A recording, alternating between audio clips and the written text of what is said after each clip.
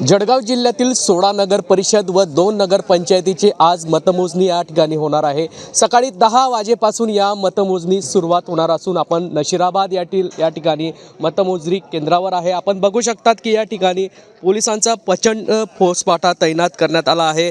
जळगाव जिल्ह्याचा विचार केला तर 16 नगर परिषद व 2 नगर पंचायतीसाठी 1555 उमेदवार तर नगराध्यक्ष पदासाठी 77 उमेदवार हे निवडणुकीच्या रिंगणात होते।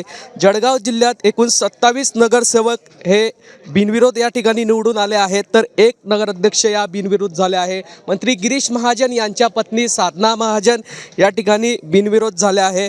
जळगाव जिल्ह्यात एकूण 65.28% एवढे मतदान झाले होते। 8,81,508 मतदारांपैकी 5,78,000 एवढ्या मतदारांनी आपल्या मतदानाचा हक्क बजावला होता। जळगाव जिल्ह्यामध्ये भाजपचे मंत्री गिरीश महाजन, शिवसेनेचे मंत्री गुलाबराव पाटील, राष्ट्रवादीचे आमदार एकनाथ खडसे, केंद्रीय मंत्री रक्षा खडसे या नेत्यांच्या प्रतिष्ठा पणाला आहे। काही वेळातच या ठिकाणी उमेदवारांच्या भाग्याचा फैसला होणार आहे।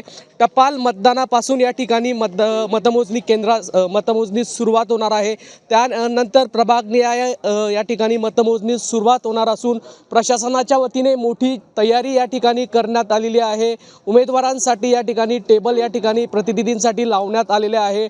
पोलीस प्रशासनातर्फे जेही उमेदवारांचे प्रतिनिधी या ठिकाणी येत आहेत त्यांच्या या ठिकाणी तपासणी करून या मतमोजणी केंद्रावर सोडण्यात येत आहे आणि मोठी जय्यत तयारी या ठिकाणी करण्यात आली आहे। नेमका गुलाल कोणाच्या अंगावर पडतो हे पाहणं मात्र महत्त्वाचं ठरणार आहे। जुगल पाटील, जय महाराष्ट्र न्यूज, जळगाव।